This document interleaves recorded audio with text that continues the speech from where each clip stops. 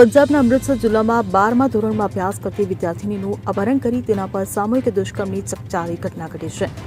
અજનાલા પોલીસે 5 આરોપી વિરુદ્ધ અપહરણ અને સામૂહિક દુષ્કર્મનો કેસ નોંધી તપાસ હાથ ધરી છે.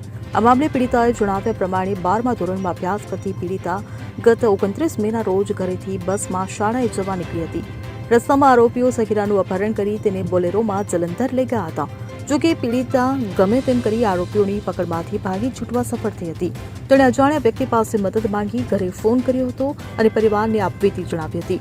સબ ઇન્સ્પેક્ટર બીના રાણીએ જણાવ્યું કે આરોપીઓની શોધખોળ થઈ રહી છે. પીડિતાની ફરિયાદને આધારે અજનાલા પોલીસે કરીમપુરાનો રહેવાસી ગુરપ્રીતસિંહ, ગુરશરણસિંહ અને જસકરણસિંહ સહિત 5 વિરુદ્ધ કેસ નોંધ્યો છે.